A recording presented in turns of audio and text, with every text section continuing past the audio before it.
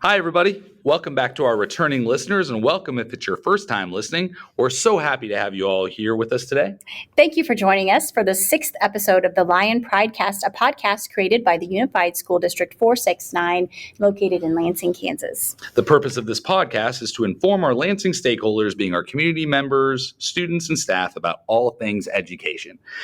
We are your hosts. I am Miles Azzeh, Director of Teaching and Learning in Lansing USD469. And I am Sharon Burns, the Director of Communications and Marketing.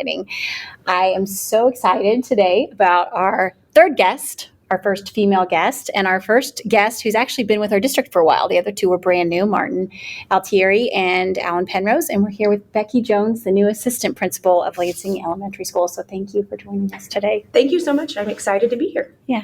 Yes, we are very excited to have also our first assistant principal, right? That's true. Yes. So it's our first assistant principal. And tell the truth, Becky, are you excited to be in the hot seat?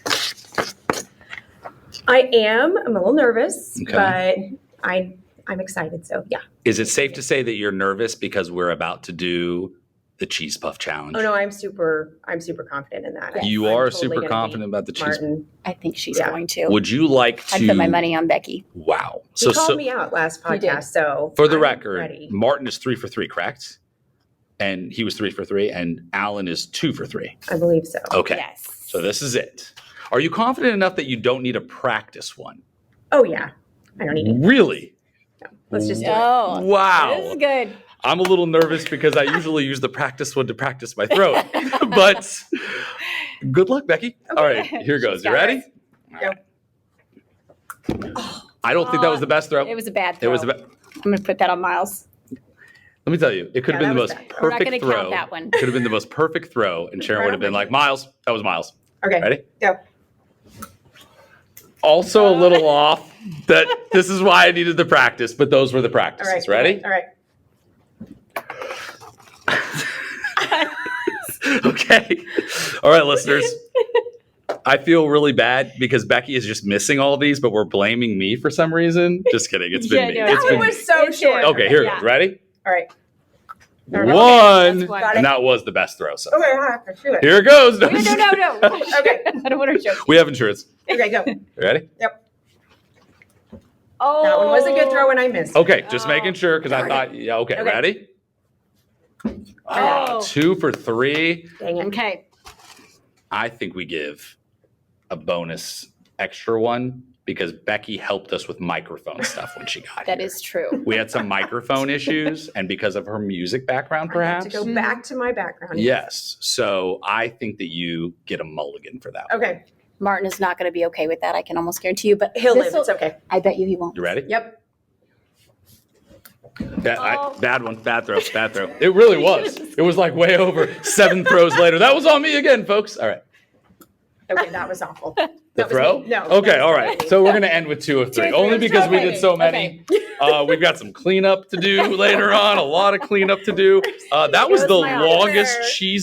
cheese puff challenge, which is so funny because in parentheses in the script, Yes, I made notes for Sharon Miles. wrote, insert cheese puff banter and competition dash keep it short, Miles. Which he did not do. So I've already failed. Riveting. I've already failed my Listeners, first. Oh, listen my to me goodness. completely. By the Okay. What listeners? They've all turned off the podcast at this point. All right, let's move on to the let's start questions. this time. That was the fun part. This first question's fun too. So our first question, like the Cheese Puff Challenge, is a fun one.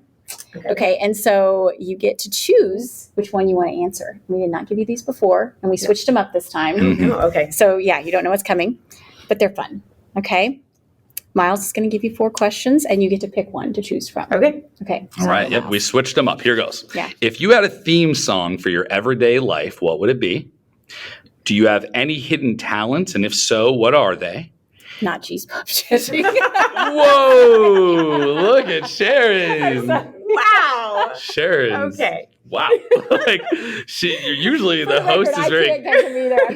I know you're gonna get big headed because you caught 1. So now you're like, whoa, I'm down 1,000. All right. If you won the lottery and decided to quit working, how would you spend your time? And if you had to switch jobs with someone in the district for a day, who would you choose and why? Oh my gosh, those are hard.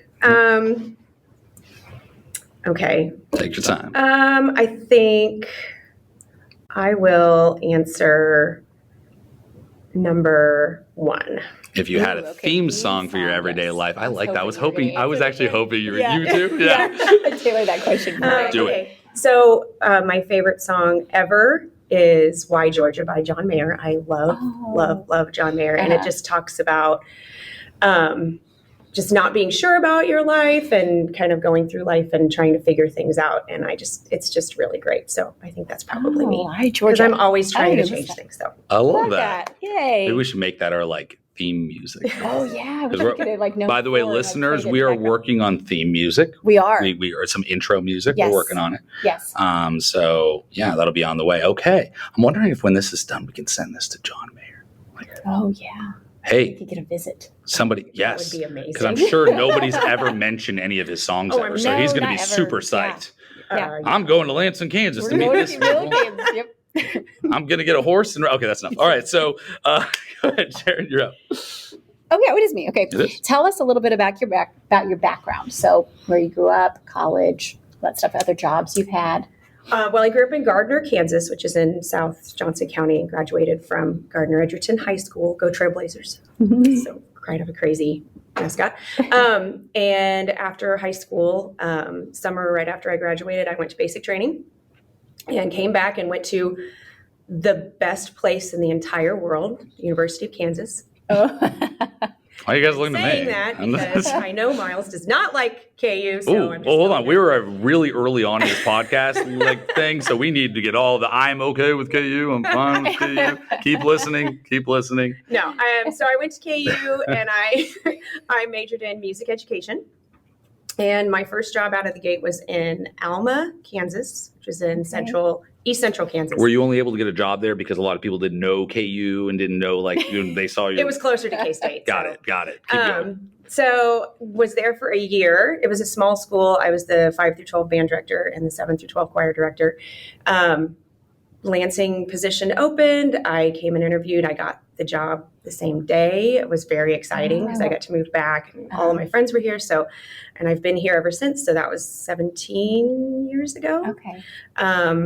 And I've been here ever since. Since then I've gotten a master's in education, a master's in school leadership from Baker. And I'm working on my doctoral degree in curriculum and instruction from KU. That's awesome.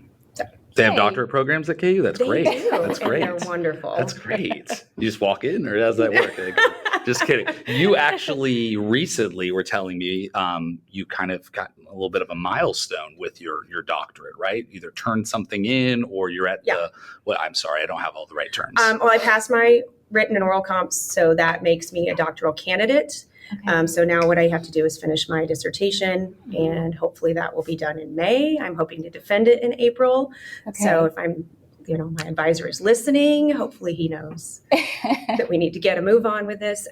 But I'm hoping to defend it in April so I can graduate in May. Oh, that's fantastic. That's quick. Yes. Yeah. Oh. So there's a chance that you're telling us next year you will be Dr. Jones. As long as everything happens the way it should, yes. Mm-hmm. So follow-up question. Will you fight Nazis and have a hat every day? I know. I'm sorry. I know you have, but I just really need to know if we can find the Holy Grail.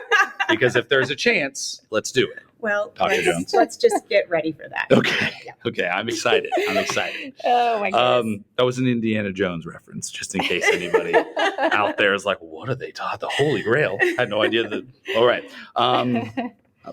Great answers. Thank you so much. How about your current position? So you've told us a lot about what you were doing before. Told us a lot about educational background. Current position, working with Dr. Kolb, who's the head principal at Lansing Elementary. Tell us a little bit about the roles in the building that you each have and the strengths and weaknesses that maybe you both have that kind of play off each other to make a good partnership. So I think one of the great things that Dr. Kolb has done for me as a new administrator, she's not given me like one thing that I focus on. I've gotten to do a lot of different things in the building. So for a person who really likes to do things and not get told how to do things, I need to actually experience it. I've gotten to do a lot. So I've done discipline and IEPs and classroom observations and evaluations, all of that stuff. And so I'm getting the opportunity to do those things and really feel like it's hands-on. So that's really been super helpful for me as a new administrator. And I think our personalities are different, but what she has, I lack. And I think what I have, she lacks. So it really plays well together. Like we each have something that the other needs. And so we can really work together. And I think we work together well. You can feel that when you're over there. Yeah. Was that a symbiotic relationship? Ooh, that's very good. I think that's right. Hopefully. We're going to get some emails. You use symbiotic incorrectly, and I no longer will listen to your podcast. I feel like it's right. No, I like that. You can feel that, though. You used it correctly. Yeah, you're fine. You know, when you're in there, you guys make a good team. Yeah. What's your favorite thing? I was going to ask that. I'm throwing a curveball. Do it. You ask it. Go ahead. No, yeah, like as far as what you've done so far, your favorite. Yeah, what I want to know is, because you're kind of living, exactly, what's your favorite thing moving from middle school down all the way to these... You're taking my next question. Kind of. By all means, why don't you ask this next question then? I'll be quiet. Ask the question. question, No, it does lead into it nicely. No, it was more talking about going from a band director to, and working with middle schoolers and now with the elementary. It's okay. Well, Sorry, I thought a lot about this question. Actually, so you guys sent me the questions ahead of time, which was very nice. Thank you. But I thought a lot about this question because it seems very straightforward. That, of course, going from middle school to elementary, that's, duh, they're different kids. Right. But I think that at the foundational level, they're all students. They want to learn. They want to succeed. They want to make people happy with them. And so middle schoolers just have different barriers to that learning. It's the social and emotional piece that they're trying to fit in. I mean, I don't know what you guys were like in middle school, but awkward for me. Right. And so I think just trying to fit in, trying to find out who you are, trying to understand where you're going in life really can put up a barrier to that learning. And so middle school teachers have to try to find a way around that. Elementary school kids are like, here I am, yay, I'm ready to learn. Sponges, and they're so excited. Sponges, that's the best thing. That's the best way to describe them. And so I wouldn't say it's easier, but it's just they're different barriers. They're trying to learn how to be good students, how to be around other people and how to understand that group dynamic thing. So it's not easier, it's just different. And I mean, we've got amazing teachers at both the elementary and middle school. I've worked now both, but I am just always amazed at how quickly our elementary school teachers can bounce back and forth between things. Right. And I think that's probably the biggest difference. Yeah. And you were going to ask, what? Well, I thought you were going to say the hugs. For me, it's the hugs. Yes. I came from the high school level, and I walk in there, and there's kids around my legs, and I'm like, oh, hello. Yes. Little human. They're so happy to see you. Even know. if the day before you had to talk to them about something they did that was not expected. That's the language you use at the elementary school. They're doing something that's not expected. And then, the next day they see you and they're running up to you to give you a hug like nothing ever happened. So they're very quick to forget and forgive when you have to get. And they're very complimentary too. Oh, yes. Oh, yes. I have one little one that every day is like, I really like your hair. I really like your hair. So I had a little boy last week that told me he liked my lips. It's I like your lips. Did I tell you that? No. Any appreciation? Your lips. I was like, thank you. Yeah. Yeah. Yeah. That was very specific. He studied my face first. He was like, I like your. That's what he landed on. Anyway, it's funny. Yeah. Well, I go in for the confidence boost. This is for Lori Holden right here. I've been told that I'm not the tallest gentleman in the world, even though I don't think that I'm that short. So I like to go around them for two reasons. I'm not very strong either. So when these little kids see me, they think I'm a giant, and they also think I'm strong because I can pick them up. And so it makes me feel really good about myself when I leave. Good. Yes. As I come back here and everyone mocks me. All right. So yes, it's a great confidence boost. That's great. So you seem happy there. Safe to say? Oh yeah, I'm very happy. Yeah. Good. It's very good. It was a very good change for me professionally and personally. I just think it was where I was supposed to be. Yeah. I like that. Where you're supposed to be. I like that a lot. Okay. So the purpose of this podcast, and you've listened to some of the other podcasts. I've listened to all of them. Wow. Thank you, Becky. You're the one. Thank you. You and our moms. Yeah, and our moms. You and our moms. Shout out to my mom. She's our biggest fan. My mom's going to text me and be like, I actually did listen to episode 2 through 4. Sorry. But thank you for the shout out. The purpose of the podcast, and you would know since you've been listening, is to provide new learning, more information to our listeners. What are some ways that you continue to grow as a learner? Books, our podcast, our articles. And I know you're busy. So, I mean, busy with new job, busy with the doctorate work, which is new learning. Yes. But what do you do? What's your thing to try to expand your knowledge base? Well, aside from all of the reading that I'm doing for my program, which is a lot of new research and things like that, which is good, but not always exciting to read. I really like collaboration. That is my big passion. That's what my research is about. And so anytime I can find a way to collaborate with other people that do the same things that I do, that like the same things, I really gravitate towards those kinds of things. So I'm on Facebook. I'm not a huge Facebooker, but I'm on couple of principals groups. I'm in a couple of band director groups still. And I got so many great ideas from those band director groups that I was in, just that I would have never thought of on my own. I'm not that creative. So I love those collaborative places that I can go and talk to other people, social networking. I like going to conferences. I like doing all of those things because they're social, and I'm a very social person. So, okay, great. So climate and culture is something, as you know, we're trying to work on here in our district. We're trying to build unity with our staff. And also the topic of my episode number 3, that one. So what are some ideas you've had or things you've implemented to help improve the climate and culture at the elementary school? Well, with our staff members, we've done a lot of the same things that the intermediate school has done. And I think it's been really successful. We've started the quarterly staff get-togethers.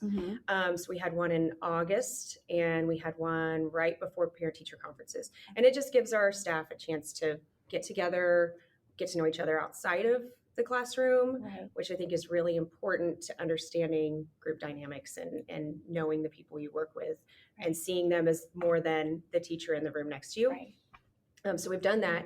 We just started 2 weeks ago. We started staff shout outs. I've seen those. And I love reading those. That's so cool. It was amazing. And I love putting it together every Friday because I mean, within 2 weeks we had 70 staff shout outs. That's awesome.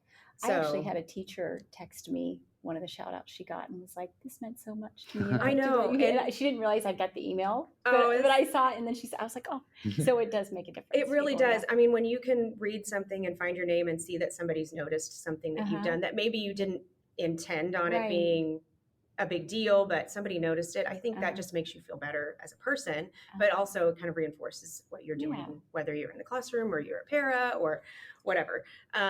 So that's been really successful. And then we do a drawing for the people who submit the shout outs. So they get the choice of either Dr. Colbert coming to their room and giving them a 30-minute break, or they can do like a Sonic or Scooter's drink or a gift card, like a $5 gift card of their choice. So just a little token to say thanks for recognizing the people you work with. So as far as students go, I would really like to do more. I think now with things kind of settling down and everybody settling into school and all of that, it's going to be easier to try to figure out how we can recognize the students that maybe don't always get that recognition. We do the Pride Awards, which is amazing, and our specials teachers do so much work on that. And that's a great thing. I watched it last week, and it was just awesome to watch the kids get their awards and run through the teachers and all that stuff. So they really enjoyed that. But I'd really like to do a little bit more with recognizing kids that maybe don't get recognized. You had sent out, Miles, something about the stickers. I learned that at the Greenbush thing. That's a small thing, but to an elementary school kid, if you get a sticker from the principal that says, I saw you being good, or I saw you doing something fun, and they're just, I mean, that's amazing to them. They can go home and they can show their parents. And it's not something that takes a lot of time, but it really does help their self-esteem that, yes, I am doing the right thing. Yeah, I like that. Very cool. You know, kind of to piggyback off that, last episode, I talked a lot about relationships with students, but I also talked about relationships like for me to grow from and how I've used parlayed my mentor relationships and stuff. But can you speak on one of those, whether it be relationships and how important they are, or do you have a mentor, that's somebody that really for you can tell is like always in your corner and has pushed you to where you are today? Yeah, I absolutely can talk about the mentor. And I don't know if he listens, but he's still in the community. But Carrie Brungart was the principal at Lansing Elementary School. And I would say professionally, he's probably the one person that really had the biggest impact on me as a teacher and then as a leader. He, as a leader himself, he was very accessible. I could go into his office and close the door and be like, oh my gosh, I need to talk to you. And he would stop whatever he was doing and listen. And that meant a lot. That meant a lot. But he also put a lot of faith in me as a young teacher. I'll never forget when I got hired, when I was interviewing, his first question to me was, you were in the Marching Jayhawks, weren't you? I was like, yes, I was. He's like, you were a drum major, right? Yes, I was. And he goes, I love the Marching Jayhawks. And I just sat back. I was like, okay, I know this is going to go really well. But we had that kind of bond from the beginning. And he just set me up for success with encouraging me to take on more leadership roles. When I went to get my administrator certificate, he was extremely supportive and super helpful. And I know when I asked him for a letter of recommendation for this job, he was right there. And actually, he was the second person I called to tell him that I got the job. So, that's nice. And we still keep in touch. And I ask him for his advice. And he's just he was a great leader, a great mentor, and just a really good person. So I like Carrie. To make sure he listens. Yeah, I hope he listens. To him because he was going to be on our strategic planning committee and had something come up. Yeah.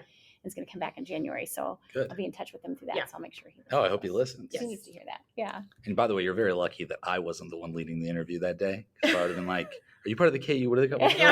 KU what? Marching what? Marching Jayhawks. Oh, you part of the marching? Are you? Chalk. Oh, you were? That was you? Okay. We're good. We'll let you know. Don't call us. Don't call us. We'll call you. Yes, thank you. I appreciate you're here for the interview, but we're good. We're good. Have a great rest of your day. We'll let you know. Just kidding. There's going to be somebody out there like mad. You're losing lots of fans. KU's fine. Like KU. Yeah, okay. So, all right. For the record. Okay. KU's fine. I did not go there, but I went to football games. We used to have tickets there. So. There we go. There we go. So we've been attending college career fairs, as many people know, to recruit teachers right out of college. And we're encouraging them to listen to our podcast to hear and get to know the future leaders in their building if they are hired, which talked to a lot of good ones. So hopefully we'll get some in the near future. So what piece of advice would you give to a brand new teacher out of college? I would say the biggest thing I could tell them is take all of those preconceived notions you have about what it's going to be like and just put them to the side and just go in with a mindset of I'm going to be flexible, I'm going to be coachable, and I'm going to learn from the people that are around me. And I'm going to do as much as I can to learn inside my classroom, because I think as teachers, we get that training and we think, okay, I'm going to go in. It's going to be Pinterest-worthy classroom with all of this stuff and everything's going to be just great. And then you go in and you really realize what a hard job it is and how much work it takes outside of that. And so getting those preconceived notions out of your head and just going in with that mindset of I'm going to learn, I'm going to grow, and I'm going to be coachable. And I think that's the best word I can think of is be coachable. Right. Yeah, I like that. I'm a big fan. As a former instructional coach, I couldn't agree with you more. It was great when you have somebody who's open-minded and willing to not necessarily change, but maybe think outside the box. Right. Be coachable. It's great. It's great. Yeah. Our first full real episode, we titled it "This I Believe," which is based upon a famous essay and writing essay and NPR TV or radio show. And we both talked about what our "This I Believe" statements are, and we've done that for every guest. So we want to hear from you. Could you give us your personal and professional "This I Believe" for yourself? Well, I'm going to cheat a little bit because I think they're both the same. Okay. And I think mine is that I believe that kindness is really the most important part of anything that we're doing. I mean, we need to be kind to each other, to our kids, to our parents, to our colleagues. If kindness can win the day, then I think everything else kind of falls into place. And that personally too, I think we just need to be kind to one another. And if we stop and think, is this person's intention to be mean or to be upsetting, or are they just not understanding me? If we stop and take that into consideration, I think we could avoid a lot of the issues that we have in our classrooms, society, that everything. Was one of mine. You wrote that was kindness and empathy. I completely agree with you. Yeah. World would be a much better place if everybody I got couldn't it. agree with you. Right, Miles? Yeah. But wow. No, I'm just kidding. Wow. I'm just kidding. Yeah, coming at me. But I agree that it is, and I'll work on being kinder, apparently. Yeah, great answer. So I'm going to throw a curveball. Okay. Do you mind me? Is that all right? No, go right ahead. We have had some pretty fun the last couple times talking about meanest teacher. And I thought we'd just keep that kind of going toward the end, especially when the kindness thing, you know what I mean? Mm-hmm. Like I think 9 times out of 10, I think rarely are you going to find someone, well, meanness, so it is that, but like worst teacher. And I think 9 times out of 10, they're the worst teacher because they probably weren't the nicest. That was for Sharon and I would say, right? Miss Anderson. All right. So, man, I'm telling you, like I'm mad now. I don't even know if I can finish this podcast. All right. So go ahead. Worst teacher, meanest teacher. Worst or meanest. It doesn't need to be that they were necessarily mean, but like I said, I imagine they go hand in hand. And I think your guys, were they both second grade teachers? Mm-hmm. Mine was first. She was technically a substitute. Okay. So. Well, mine was my second grade teacher, Mrs. Stiles. Okay. That sounds mean. And she should have retired before I came to her. How old was Miss Henderson? Was she older or no? I mean, when you're 8, everybody's like ancient. Okay. So for me, she was like a mummy. And that's not saying that our veteran, I don't want to say our veteran teachers are not nice people, but this lady was just, you could tell she was over it, way over it. And she just was not a very nice person. And that was, I don't know how long ago. I don't say how old I am, but she was just, I remember her very, very clearly. And she was just not a nice person. So I did not enjoy second grade. Yes, I'm sorry. We'll bond over this. I know, right? First and second grade. It is really funny though, that all 3 of us so far, and have we asked No, they didn't. That was one of their optional questions. One of their options. I think we should keep doing this because there's a trend going on. I think it's a bad idea. Oh, really? Fair enough. Well, thank you for sharing that one. We appreciate it. Yeah. And I think it's a great way to wrap up the episode. How was it? How do you feel? It was great. I enjoyed it. Okay. Thank you for having me. I appreciate it. Hey. It was wonderful. I mean, I don't know if it was wonderful, but it was okay. It was I'm just kidding. It was better than Martin. Just kidding. You were wonderful. And Martin, I am so sorry. I still feel like it was Miles' fault that you didn't win the Cheese Puff Challenge. I do too. It's okay. You know what I think? Sorry. I think we throw one final one. Oh, she gets this. She's 3 for 3. Okay. As long as it's a decent throw. Okay. Okay. Go for it. Ready? Yep. Okay. 3, 4, 3. She got it. Chew for evidence. Into the there you go. She's chewing, yeah. She's by the way, she's also the quietest chewer in the world. I literally was like chewing in the microphone, and she silently moved toward the microphone. She opened her mouth and Cookie Monster in here. All right, so now that is a perfect way to wrap up the episode. As always, for more updates and stories on Lansing USD469, you can visit us at www.usd469.net. And if you don't already have it, please download the free Lansing USD469 mobile app on Apple and Android. And that app allows you to be the first to know all of the fantastic things happening in the district. Go ahead, say it. Like snow days. Like snow days. You'd be the first one to know. Christmas music started today. It's November 1st. Christmas music started today. Wait, oh goodness. Like, it's bad? It's a little early, but it's not even Thanksgiving yet. Yeah, it got to be Thanksgiving. No. You know what? I think it's time to have some of those kind of questions because let me tell you, I am very, very happy that it started. I love Christmas music. If you like our content, want to stay up to date on the latest episodes, please follow us wherever you are listening and leave a review to help others find us and learn more about our great district. Okay, and here's our list. We are available on Apple Podcasts, Spotify, Google Podcasts, Amazon Music, YouTube, SoundCloud, iHeartRadio, and Castbox. I'm a little bit depressed. Why? Because you didn't I didn't add anything. I'm like every week you have a new one. I'll work on it for next month or next episode. I'll create a new company for streaming and put it on there because I think you have them all. You're going to have one from like Hungary or something. Yeah. All right. And if you would like to be a guest on the podcast, please send us an email at sharon.burns@usd469.net. Yep. And that is a wrap on episode number 6. 6. Yeah. Woo. Thanks for listening, everybody. Thank you. Bye. Bye.